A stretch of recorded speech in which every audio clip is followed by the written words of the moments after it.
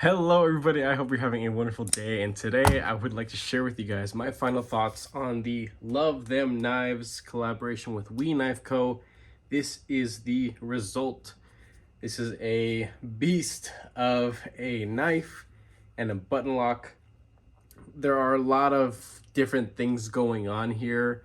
The design is so robust and in many ways overbuilt, in my opinion, yet the action doesn't reflect that. The action is extremely smooth, super free flowing, and honestly, one of the nicest actions coming from We. That includes button locks from Civivi, button locks from Senka, all manufactured to the same standards, but I don't know if maybe I just got a really good unit, but this thing, from what I remember, it had maybe the tiniest little bit of stick at first. It went away practically immediately, and now it's just stupid smooth and no play up and down, left or right, nothing like that. Anyway, I did purchase this knife from White Mountain Knives. There are two variations available. There is one with OD green G10 inlays, as you see here on both sides. There's also a red version, a richer, darker red. It's also quite nice too. Not my thing, but you know, could be your thing. The price on this is $245. And I will say, after experiencing this, and while this may not be my cup of tea, I believe that it's quite deserving of that price, honestly. You're getting a lot of knife here, and also something else that you don't get with We knives typically. And that's something else I wanted to mention. So let's just pull out the packaging really quick. You get a nice little box. It says LTK on it. Love Them Knives. A custom pouch too, which is wonderful. You get the standard dual fuzzy lined nylon pouches with some candy, a nice little knife cleaning cloth, and also some extra body screws. That is wonderful. Sorry, I'm not even in frame here. You get some extra body screws. That right there is something you don't get with majority of your We knife purchases. So I think that that's something that's quite cool too. So I talked about the price, availability. At the recording of this video, they are still available. Surprised I haven't sold out yet. I mean, a lot of people I've been hearing it everywhere. Everybody is complaining that they want bigger knives. There was this weird influx of complaints of people wanting smaller ones, something a little bit more practical, something more my speed. I like medium, right? I don't like big honking freaking battle swords, right? But some people do. Some people like that kind of stuff for collector purposes or actual use too. This guy, the overall length is 8 inches. The blade length is 3.5 inches, so just be a little bit wary of your local knife blade laws and restrictions and things like that. The blade thickness is 0.16. Blade material is CPM 20CV, and it has a wonderful heavy stone washing on here. You can definitely beat the crap out of this, and it's definitely going to stay looking quite the same for a while. It's going to hide a lot of use. Full tie, if I didn't mention before, including the pocket clip. The hardware on here, I believe the actual button is steel. I could be wrong. I never got a chance to actually take this thing apart. Yeah, there's a good chance that that's actually steel. Again, not 100% sure, but most button lock knives that I've tested, it is steel. No big deal, whatever. Drop point blade shape, it almost looks like a clip point to me. That tip is pretty darn up there in my opinion. I took it to work once, honestly, just because trying to get to the tip. What I do for work, I go through a lot of plastic and cardboard, and I need something that's a little bit more utilitarian shaped, something more reminiscent of a box cutter, right? Because that's what I'm using my knife for, to cut open boxes and things like that. This, not so much. It doesn't really accomplish tasks like that. But slicing, power cuts, and you know, just getting a giant, you know, fistful of knife, if that's what you want, yeah, this thing is definitely going to deliver for sure. The HRC is recorded here, floating between 59 and 61. Not great, could be better, of course, but everybody's always going to want harder steel. Maybe that would have made this individual design cost more. I'm not LTK. I don't know the workings and ins and outs of possibly of getting that HRC a little bit higher. But in my use of this, after reprofiling a lot of reprofiling, I was breaking down cardboard boxes like nothing. It's extremely comfortable in the hand, and for long-term use without gloves, just as is with your mitts, it is pretty darn sweet to use. And that's really about it. Oh, there is also something I wanted to mention. There is a little discount code that you can use. Here's at the bottom of White Mountain Knives on the actual item itself, and I'll be linking this down in the description if you guys are interested. It's Sharp Stuff, all capitals. You get 10% off this knife or your whole order if you are planning to buy more things. All right, I can put my laptop away and let's get some size comparisons out. 6.5 minutes in and no other knives on the table. Let's start with some Benchmates. This is the Osborne 940. The result is definitely larger than that. Let's do a Benchmade bug out. Completely swallowed up. Let's do some Spyderco's. The PM2. Pretty close. Pretty darn close, but I think the result is a hair bit longer. Native 5. Definitely a whole lot shorter. Last two here. Demco 80 20.5 and Civivi Elementum. So hopefully these 6 knives gives you guys a good visual representation of what this guy is really all about. It's a beast of a knife, truly. And what on earth is that? What the hell is that? I don't know what it was. It just jumped away. Was that a flea or something? No. What is that? We have some unwanted guests here in the garage. Whatever, no big deal. But let me just show you guys the action on this thing. I haven't done any crazy tuning. I haven't stretched the spring or anything like that. This is pretty much just as is, broken in essentially. This has seen a lot of fidget time. Not a whole lot of use. The factory edge, when I sharpened it, and I have a guided rod system. It's the Wicked Edge. I think it's the Pro. It's the one with like the stone base. I love using that thing. I really do. It makes sharpening almost any knife just an absolute dream.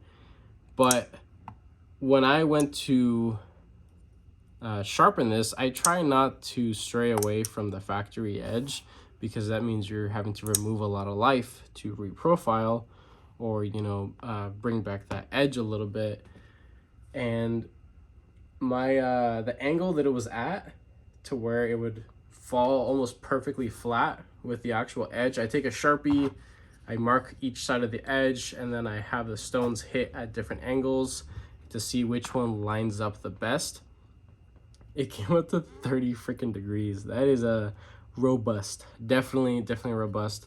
After a little bit of use, I did start noticing that pushing through standard cardboard, it was kind of feeling like I was pushing a pry bar through a box of cardboard. It wasn't enjoyable, but quickly I reprofiled it, and I think I brought it to 19 degrees. Let me check really quick. I have my little book right here.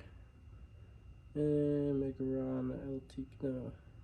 Yes, 19 degrees. So from 30 degrees to 19 degrees, this thing is an absolute slicer and slasher now. It is sweet. I have not noticed any chipping or rolling. It's just been completely transformed from essentially a super free-flowing button pry bar to an actual slicey knife. And I believe that the blade shape does actually complement it, which is quite nice. I don't know what that was. I'm pretty sure that was a cat. I don't know if you guys heard that. It's night right now, at least for me it is. I've had a long ass day at work. But getting back to this thing anyway, I just want to show you guys this thing. So there's the edge after sharpening it. Nice, yep.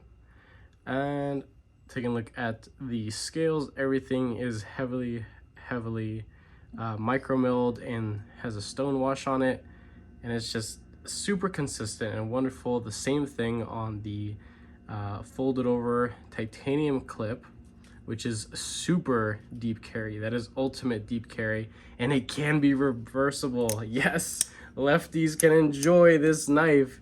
Button lock knives are something that most would consider to be an ambidextrous deployment method, and I'm a right-handed individual, but I would still, you know, say that I try to advocate every once in a while for left-handed people, and the concept that left-handed people like knives too, and that you don't have to wait for special editions or drops or maybe a limited run of a lefty version of a knife. That doesn't need to happen. Just make a knife compatible, right?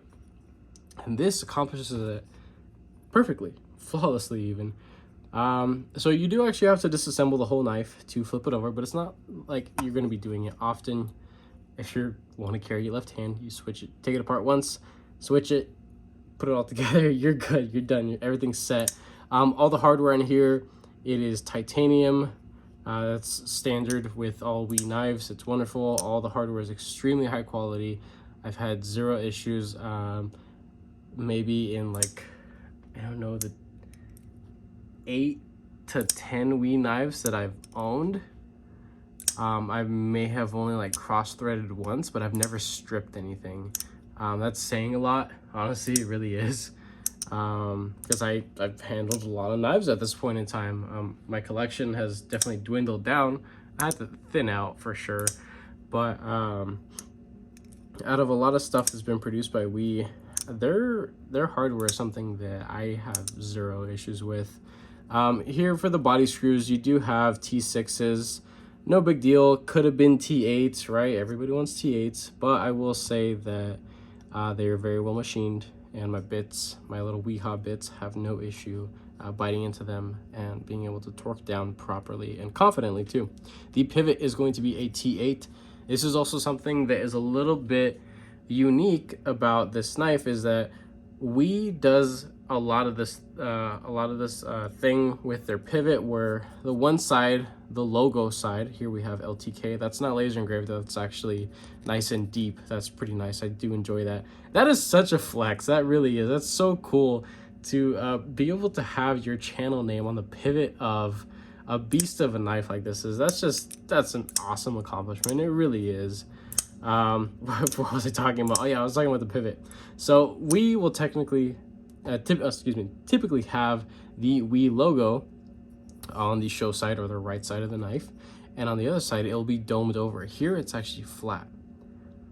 For me, it's just a little visual thing, but I like the fact that it's flat because everything just feels so cohesive and smooth. And I don't know if you guys ever just like sit and maybe you're not even like looking at what you're doing, you're just, yeah, let me try to, yeah, there we go. If you guys just sit and kind of just like fondle your knife and just kind of feel it over, it's something that I typically do a lot when I'm driving from store to service or to work or coming back home. I'm paying attention to the road, of course, probably jamming out to music or something like that. And I'm just kind of holding my knife, not in any aggressive way or anything like that, but I'm just kind of feeling it over, right? Just seeing if, because sometimes my hand will definitely feel something that kind of piques my interest. I'm like, what is that? That feels sharp, or that doesn't feel right. Or, you know, there have been a couple times where I have actually noticed things just by giving things a quick little squeeze, a little feel, and it's something that has definitely helped me to be able to speak more confidently about a design and it being you know, a dumpster fire or an ergonomic masterpiece, right? And I will say that, yeah, this thing is pretty darn nice. You don't have any like crazy contouring to the scales. They are flat, but it is thick enough. And you know what? Let's do thickness up against the Demco right here. So yeah, it's it's a whole lot thicker than a Demco 80/20.5. So hopefully that helps reference. Here we have Elementum. It does have some titanium aftermarket scales, but you guys can see that, yeah, this thing is a pretty darn meaty, I will say. And with that being said, yeah, it's very hand filling, and this has definitely been quite rewarding to use after I've done the reprofiling. Every once in a while I find myself slipping off of the flipper tab, but that's just because I'm not really paying attention too much to it. But it does have some nice little jimping. It does round over by 1 or 2 extra jumps, so that is definitely something that I do very much enjoy. Here you have another deployment method. It is the little fuller. It's not super sharp, but your nail will flake a little bit if you're using your nail. You could also use, you know, your thumb, and it's also very positive how everything just snaps into place. It's very consistent sounding, and honestly just stupid smooth. It's just gotten better and better with time.